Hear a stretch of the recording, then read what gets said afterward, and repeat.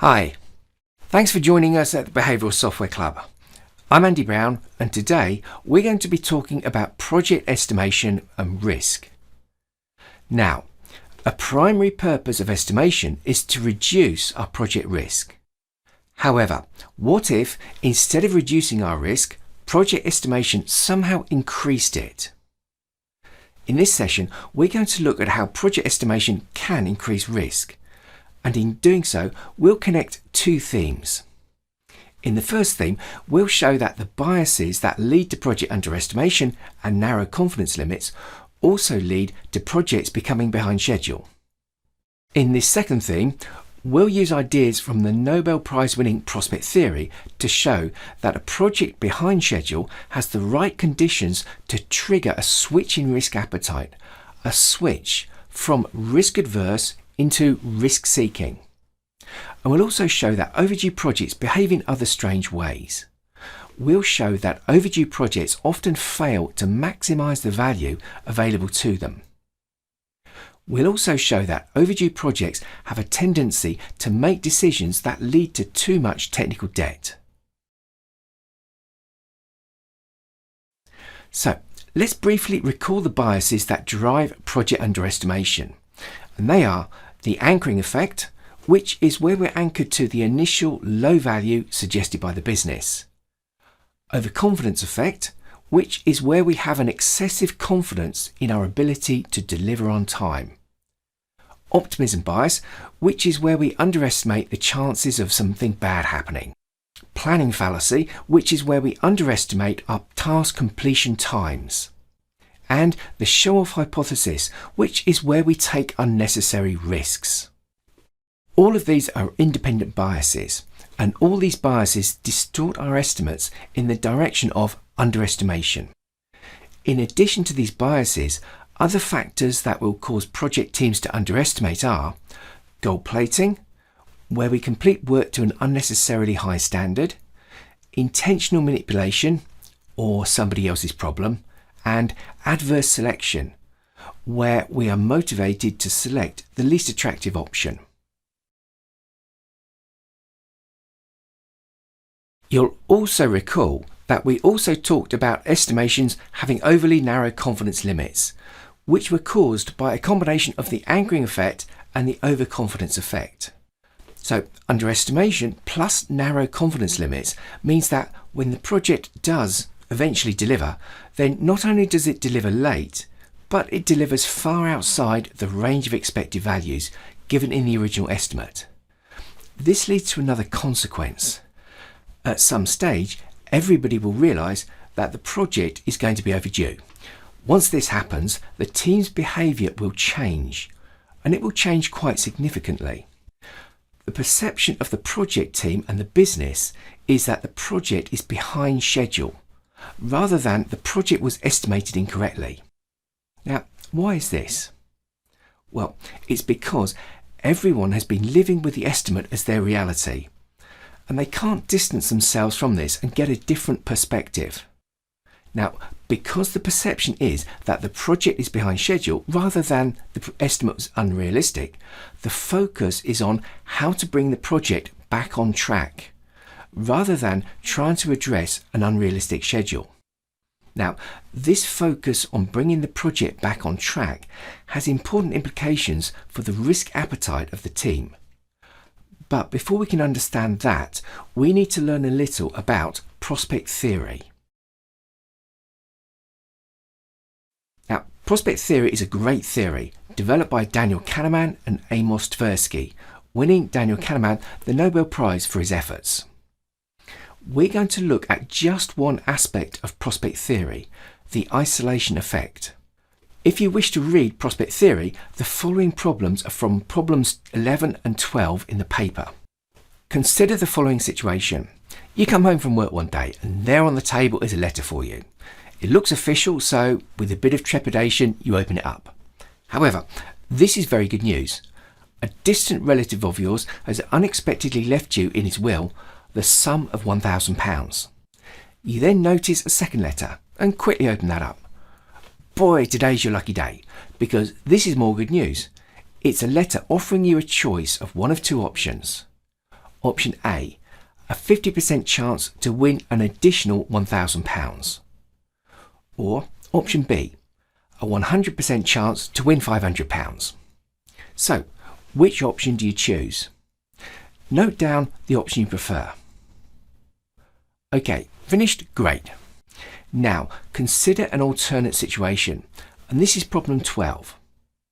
You come home from work one day and there's a letter on the table for you. However, this is even better news than the other situation.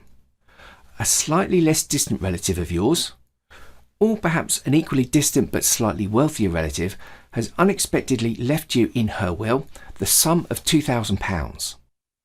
Again, you then notice a second letter and quickly open that up.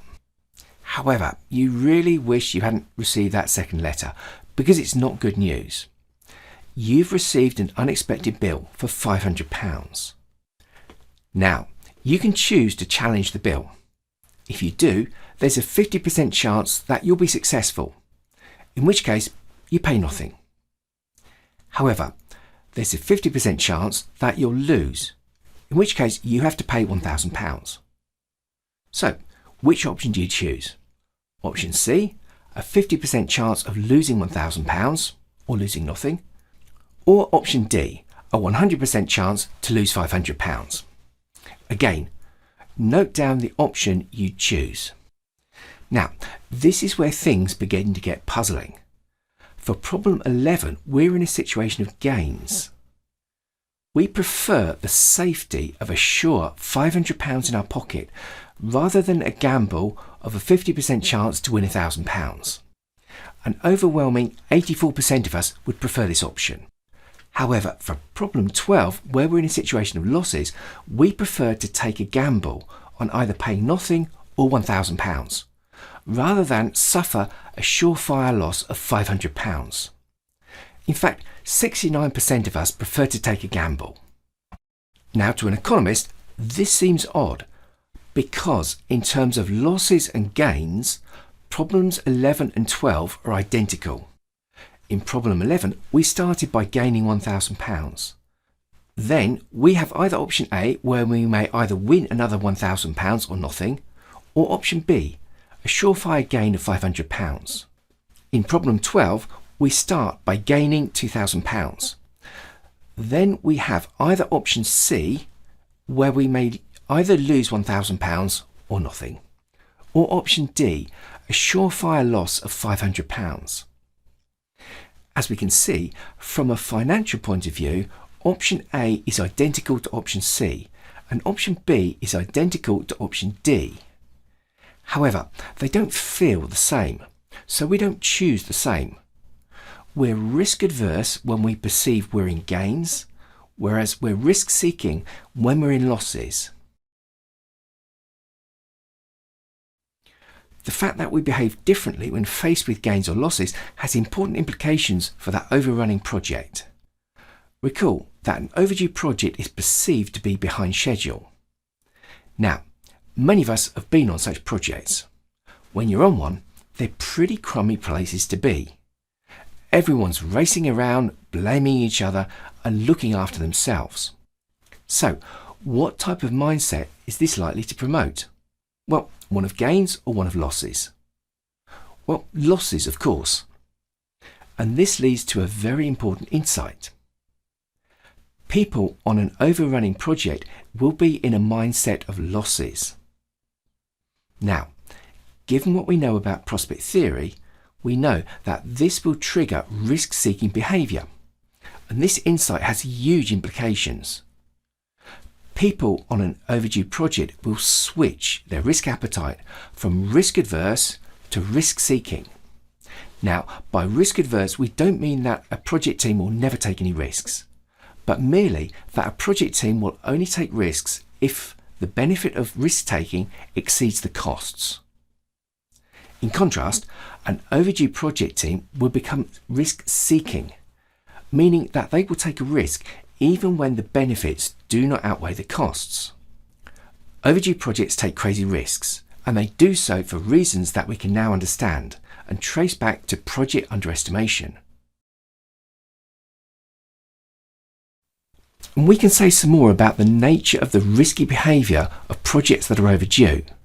Now, the goal of decision makers on those projects is to try and regain their original position. And this means clawing back their schedule loss so the project can complete on time. This means decision makers are most interested in solutions that offer the possibility of clawing back all of the schedule loss. What's more, they're willing to take a crazy gamble to do so. And there are two consequences of this.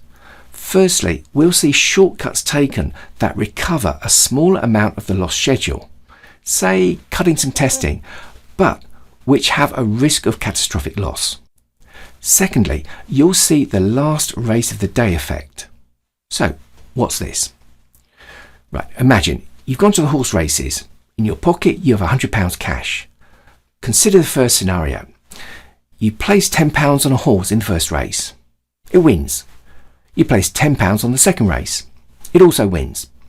This continues throughout the rest of the day until you are £200 up at the last race of the day. Now, before you came to the racetrack, you had looked at the racing form of all the horses. You decided that in the last race, you quite fancied horse A and would place £5 on it. However, many others also fancy horse A, so the odds are only 2 to 1. However, you've had a good day, you're feeling mellow, and you quite fancy the horse, so you place £5 on the horse. Now, consider a different scenario. You place £10 on a horse in the first race, finishes last. You place £10 on the second race, and that horse also finishes last. And this continues throughout the rest of the day until you are left with only £5 at the last race of the day.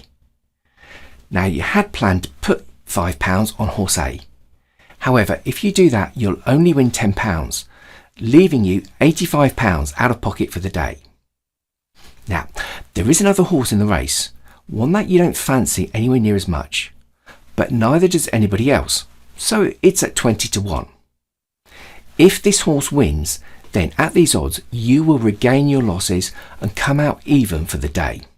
In this situation, your desire to recover your losses overcomes other aspects of your judgment, so you place your money on the long shot that you don't really believe will win.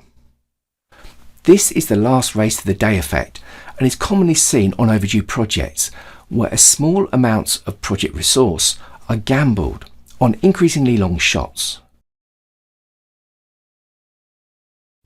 The risk-seeking behaviour we see on overdue projects is only one aspect of what we observe. We also observe that overrunning projects fail to maximise value or utility. You've probably seen this yourself. Partially completed features or completed but problematic features are dropped from the build in an effort to get the project over the line on time. This failure to maximise the utility of the project is irrational, as is the risk-seeking behaviour. Hence, we can say that overdue projects are behaving irrationally in an economic sense. Firstly, because they deliberately seek out additional risk, and also because they fail to maximise utility.